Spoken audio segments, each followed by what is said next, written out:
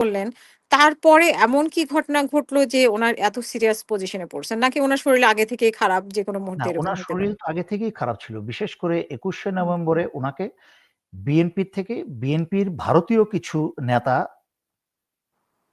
মূলত সালাউদ্দিন গংরা উনাকে ২১শে নভেম্বরে রীতিমতো জোর করে ২১শে নভেম্বরে অনুষ্ঠানে পাঠায়। সরকার ২১শে নভেম্বরে দাওয়াত দিয়েছে, কিন্তু সেই দাওয়াতে তো কেউ যেতে বাধ্য না। বেগম জিয়ার যে চিকিৎসক, উনি সার্টিফাই করবেন যে বেগম জিয়া যেতে পারবেন কি পারবেন না। আমি যতটুকু শুনেছি জানি যে চিকিৎসক এতে রাজি ছিলেন না। তারেক হুম, রহমানও এতে রাজি ছিল না।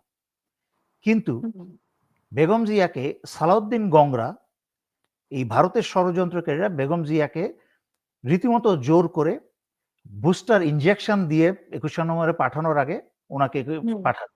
এবং সেই ইনজেকশনের পাওয়ার এতই ছিল যে বেগম জিয়া হুম, গাড়ি থেকে নামতেও ১৫-২০ মিনিট সময় লেগে গেছে। হুম, উনাকে যখন বেগম জিয়ার নাম ঘোষণা করা হয়, তার থেকে আরো ১৫-২০ মিনিট পরে কিন্তু উনি স্টেজে গেছেন। হুম, উনার শারীরিকভাবে এতটাই দুর্বল ছিলেন, সেখানে ২১শে নভেম্বরে উনার উপস্থিতিটা কি এতই জরুরি ছিল?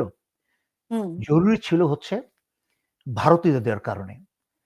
হুম, ভারতীয় সালাউদ্দিন গংদের কারণে।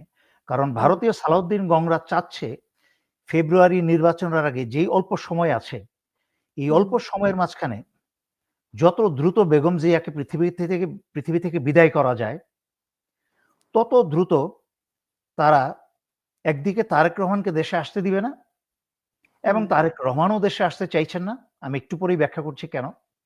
হুম, যেন এইখানে একটি বিকল্প নেতৃত্ব ঘোষণা করা যায়, যেন সালাউদ্দিনরা এইখানে বিএনপির নেতৃত্ব গ্রহণ করতে পারে এবং ভারতের নির্দেশে সালাউদ্দিনরা যেন প্রধানমন্ত্রী হতে পারে। হুম। সালাউদ্দিনরা প্রধানমন্ত্রী হওয়া মানে হচ্ছে বাংলাদেশ শেষ। মানে সালাউদ্দিনরা বলতে মানে সালাউদ্দিন আহমেদের আমি সাথে আরো সালাউদ্দিনরা বলছি কেন? সালাউদ্দিন তো হুম, ভারতের পকেটে বিএনপির উপরের লেভেলের নেতারা বহু বছর ধরেই। হুম, সেই জন্যই কিন্তু আ বেগম জিয়াকে মিথ্যা কি বলে এটাকে অরফানেজের মামলায়